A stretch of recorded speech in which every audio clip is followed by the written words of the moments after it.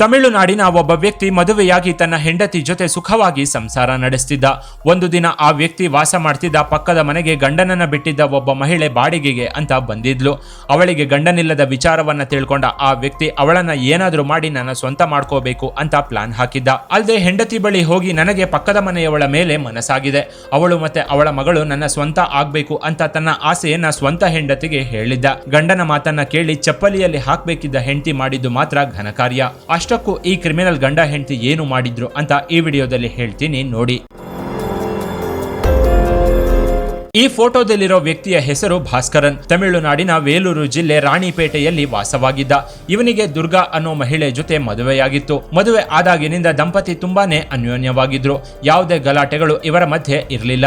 ಒಂದು ವೇಳೆ ಇಬ್ಬರ ನಡುವೆ ಗಲಾಟೆ ಆದ್ರೂ ಒಬ್ಬರಲ್ಲ ಒಬ್ರು ತಗ್ಗಿ ಸಂಸಾರವನ್ನ ನಡೆಸಿಕೊಂಡು ಹೋಗ್ತಿದ್ರು. ಭಾಸ್ಕರನ್ ಅಕ್ರಮವಾಗಿ ಡ್ರಗ್ಸ್ ಸಪ್ಲೈ ಮಾಡ್ತಿದ್ದ. ಅದರಿಂದ ಒಳ್ಳೆ ದುಡ್ಡು ಸಂಪಾದನೆ ಮಾಡಿಕೊಂಡು ಐಷಾರಾಮಿಯಾಗಿ ಜೀವನ ನಡೆಸ್ತಿದ್ದ. ಹೆಂಡತಿ ಏನ್ ಕೇಳಿದ್ರು ಇಲ್ಲ ಅಂತ ಎಲ್ಲವನ್ನು ಕೊಡಿಸಿ ಚೆನ್ನಾಗಿ ನೋಡಿಕೊಳ್ತಿದ್ದ. ಹೀಗೆ ಇರಬೇಕಾದ್ರೆ ಇವರ ಮನೆಯ ಪಕ್ಕದಲ್ಲಿ ಖಾಲಿ ಇದ್ದ ಮನೆಗೆ ಒಬ್ಬ ಮಹಿಳೆ ಮತ್ತೆ ಅವಳ ಮಗಳು ಬಾಡಿಗೆಗೆ ಬಂದಿದ್ರು. ತಾಯಿ ಮತ್ತು ಮಗಳು ನೋಡೋದಕ್ಕೆ ತುಂಬಾನೇ ಚೆನ್ನಾಗಿದ್ರು. ಮುಟ್ಟಿದ್ರೆ ಎಲ್ಲಿ ಕೊಳೆಯಾಗಿ ಹೋಗ್ತಾರೋ ಅನ್ನುವಂತಹ ಮೈಬಣ್ಣ ಅವರದ್ದಾಗಿತ್ತು. ಒಂದು ದಿನ ಹೊರಗಡೆ ಹೋಗುವಾಗ ಪಕ್ಕದ ಮನೆಯಲ್ಲಿದ್ದ ತಾಯಿ ಮತ್ತೆ ಮಗಳ ಮೇಲೆ ಭಾಸ್ಕರನ್ ಕಣ್ಣು ಬಿದ್ದಿತ್ತು. ಅವರ ಅಂದಕ್ಕೆ ಆತ ಮನಸ್ಸೋತಿದ್ದ. ಹೇಗಾದ್ರೂ ಮಾಡಿ ಅಮ್ಮ ಮಗಳ ಅಂದವನ್ನ ಸವಿಬೇಕು ಅಂತ ಯೋಚನೆ ಮಾಡಿದ್ದ. ಆ ಮಹಿಳೆ ಹೆಸರು ನಾಗಮಣಿ. ಗಂಡನನ್ನ ಬಿಟ್ಟು ಮಗಳನ್ನ ಕರ್ಕೊಂಡು ಬಂದು ವಾಸ ಮಾಡ್ತಿದ್ಲು ಅಂತ ವಿಷಯ ತಿಳ್ಕೊಂಡ ಭಾಸ್ಕರನ್ ಹೇಗಾದ್ರೂ ಮಾಡಿ ಅವರನ್ನ ಪರಿಚಯ ಮಾಡಿಕೊಂಡು ತನ್ನ ಆಸೆಯನ್ನ ಈಡೇರಿಸಿಕೊಳ್ಬೇಕು ಅಂತ ಅನ್ಕೊಂಡಿದ್ದ. ಭಾಸ್ಕರನ್ ಎಷ್ಟೇ ಟ್ರೈ ಮಾಡಿದ್ರು ತಾಯಿ ಮಗಳು ಇವನತ್ತ ಕಣ್ಣೆತ್ತಿ ಕೂಡ ನೋಡ್ತಿರ್ಲಿಲ್ಲ. ಹೀಗೆ ಆದ್ರೆ ಆಗೋಲ್ಲ ಅಂತ ಅನ್ಕೊಂಡು ನೇರವಾಗಿ ತನ್ನ ಹೆಂಡತಿ ಹತ್ರ ಹೋಗಿ ಪಕ್ಕದ ಮನೆಯಲ್ಲಿ ಇರೋ ತಾಯಿ ಮಗಳ ಅಂದಕ್ಕೆ ನಾನು ಮನಸೋತಿದ್ದೀನಿ ಅಂತ ಹೇಳಿದ್ದ. ಅವರ ಸೌಂದರ್ಯ ನೋಡಿ ನನಗೆ ಹುಚ್ಚು ಹಿಡಿದಂಗೆ ಆಗ್ತಿದೆ, ನೀನು ಏನ್ ಮಾಡ್ತೀಯೋ ಗೊತ್ತಿಲ್ಲ. ಅವರಿಬ್ಬರ ಅಂದ ನನ್ನ ಸ್ವಂತ ಆಗ್ಬೇಕು ಅಂತ ಹೆಂಡತಿ ಮುಂದೆ ತನ್ನ ಕಾಮದಾಸೆಯನ್ನ ವ್ಯಕ್ತಪಡಿಸಿದ್ದ. ಗಂಡನ ಮಾತು ಕೇಳಿ ಹೆಂಡತಿ ಚಪ್ಪಲಿಯಲ್ಲಿ ಹೊಡಿಬೇಕಿತ್ತು. ಹಾಗೆ ಮಾಡಿದ್ದಿದ್ರೆ ಇವತ್ತು ತಾಯಿ ಮಗಳ ಪರಿಸ್ಥಿತಿ ಚೆನ್ನಾಗೇ ಇರ್ತಿತ್ತು. ಆದ್ರೆ ಭಾಸ್ಕರನ್ ಹೆಂಡತಿ ದುರ್ಗಾ ಮಾತ್ರ ಹಾಗೆ ಮಾಡಲಿಲ್ಲ. ಗಂಡನ ದುಡ್ಡಲ್ಲಿ ಐಷಾರಾಮಿ ಜೀವನ ಮಾಡ್ತಿದ್ದ ಆಕೆ ನಾನು ಬೈದ್ರೆ ಎಲ್ಲಿ ನನ್ನ ಮೇಲೆ ಕೋಪ ಮಾಡ್ಕೊಂಡು ದುಡ್ಡು ಕೊಡೋದು ನಿಲ್ಲಿಸ್ತಾನೋ ಅಂತ ಹೆದರಿದ್ಲು. ಅಲ್ದೆ ನಿನ್ನ ಆಸೆನ ನಾನು ಈಡೇರಿಸ್ತೀನಿ ಅಂತ ಮಾತು ಕೊಟ್ಟಿದ್ಲು. ಹೆಂಡತಿ ಮಾತು ಕೇಳಿದ ಭಾಸ್ಕರನ್ ಮತ್ತಷ್ಟು ಹುಚ್ಚನಾಗಿದ್ದ. ಇತ್ತ ಗಂಡನ ಆಸೆ ಈಡೇರಿಸೋ ಪಣ ತೊಟ್ಟ ದುರ್ಗಾ ಒಂದು ಪ್ಲಾನ್ ಮಾಡಿದ್ಲು. ಮೊದಲು ಪಕ್ಕದ ಮನೆಗೆ ಹೋಗಿ ನಾಗಮಣಿನ ಪರಿಚಯ ಮಾಡಿಕೊಂಡು ಅವರ ಸ್ನೇಹ ಬೆಳೆಸೋ ಪ್ರಯತ್ನ ಮಾಡಿದ್ಲು. ನಾಗಮಣಿ ಜೊತೆ ಕ್ಲೋಸ್ ಆಗಿ ಮಾತಾಡ್ತಾ ನನ್ನನ್ನ ನಿನ್ನ ಅಕ್ಕ ಅಂತ ಅನ್ಕೋ ಅಂತ ಇನ್ನೂ ಹತ್ತಿರವಾಗಿದ್ಲು. ಆಗಾಗ ತನ್ನ ಮನೆಯಿಂದ ಅಡಿಗೆಗೆ ಬೇಕಾದ ವಸ್ತುಗಳನ್ನು ಕೊಡೋದು, ತಾಯಿ ಮಗಳನ್ನ ಮನೆಗೆ ಊಟಕ್ಕೆ ಕರೆಯೋದು ಮಾಡ್ತಿದ್ಲು ದುರ್ಗಾ. ಈಕೆ ತೋರಿಸ್ತಿದ್ದ ಪ್ರೀತಿನ ನಿಜ ಅಂತ ನಂಬಿದ್ದ ತಾಯಿ ಮಗಳು ಕೆಡ್ಡಾಕೆ ಬಿದ್ದಿದ್ರು.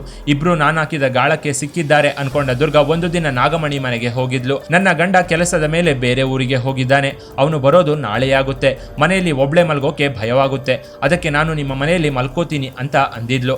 ಅದಕ್ಕೆ ನಾಗಮಣಿ ಕೂಡ ಸರಿ ಅಂದಿದ್ಲು. ಪ್ಲಾನ್ ವರ್ಕೌಟ್ ಆಯ್ತು ಅಂತ ಅನ್ಕೊಂಡ ದುರ್ಗಾ ಗಂಡನಿಗೆ ಫೋನ್ ಮಾಡಿ ನೀನು ಇವತ್ತು ರಾತ್ರಿ 11 ಗಂಟೆಗೆ ನಾಗಮಣಿ ಮನೆ ಮುಂದೆ ಬಂದಿರು, ನಾನು ಬಾಗಿಲು ತೆಗೆದ ತಕ್ಷಣ ಒಳಗೆ ಬಾ ಅಂತ ಹೇಳಿ ಫೋನ್ ಕಟ್ ಮಾಡಿದ್ಲು.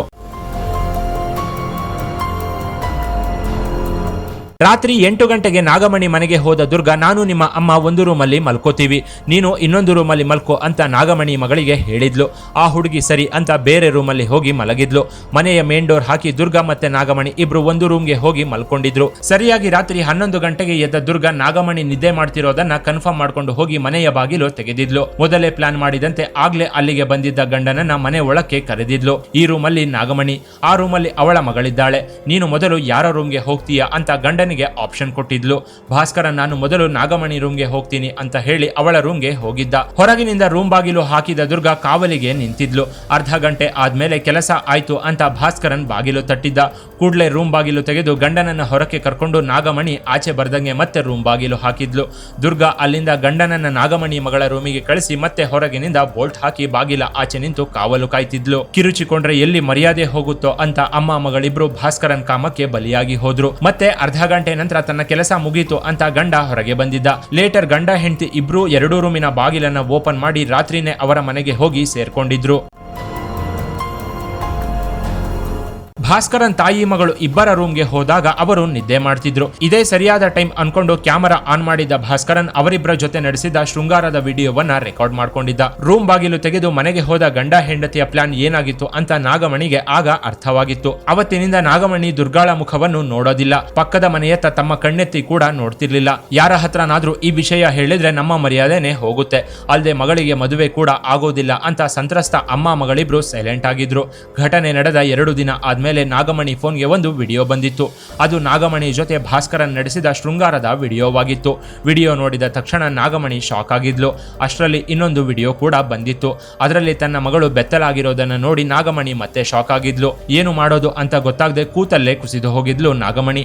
ಅದೇ ಟೈಮಲ್ಲಿ ಫೋನ್ ಮಾಡಿದ ಭಾಸ್ಕರನ್ ಮರ್ಯಾದೆಯಿಂದ ನಾನು ಕರೆದಾಗ್ಲೆಲ್ಲ ತಾಯಿ ಮಗಳಿಬ್ರು ಬರಬೇಕು, ಇಲ್ಲ ಅಂದ್ರೆ ವಿಡಿಯೋಗಳನ್ನ ಸೋಷಿಯಲ್ ಮೀಡಿಯಾದಲ್ಲಿ ಪೋಸ್ಟ್ ಮಾಡಿ ನಿಮ್ಮ ಮಾನವನ್ನ ಹರಾಜು ಹಾಕ್ತೀನಿ ಅಂತ ಹೆದರಿಸಿದ್ದ. ಅವನ ಮಾತಿಗೆ ಹೆದರಿದ ತಾಯಿ ಮಗಳಿಬ್ರು ಭಾಸ್ಕರನ್ ಕರೆದಾಗ್ಲೆಲ್ಲ ಹೋಗಿ ಅವರಿಗೆ ಇಷ್ಟವಿಲ್ಲದಿದ್ರು ಅವನ ಜೊತೆ ದೈಹಿಕ ಸುಖ ಅನುಭವಿಸ್ತಿದ್ರು. ಹೀಗೆ ತಿಂಗಳುಗಟ್ಟಲೆ ಭಾಸ್ಕರನ್ ಅಮ್ಮ ಮಗಳ ಮೇಲೆ ನಿರಂತರವಾಗಿ ಲೈಂಗಿಕ ದೌರ್ಜನ್ಯವನ್ನ ಎಸಗಿದ್ದ. ಇನ್ನು ಎಷ್ಟು ದಿನ ಅಂತ ಇವನನ್ನ ಸಹಿಸಿಕೊಳ್ಳೋದು, ನಮ್ಮ ಮರ್ಯಾದೆ ಹೋದ್ರೂ ಪರವಾಗಿಲ್ಲ ಅಂತ ಹೇಳಿ ತಾಯಿ ಮಗಳಿಬ್ರು ಕೊನೆಗೂ ಧೈರ್ಯ ಮಾಡಿ ಪೊಲೀಸ್ ಸ್ಟೇಷನ್ ಮೆಟ್ಟಿಲೇರಿದ್ರು.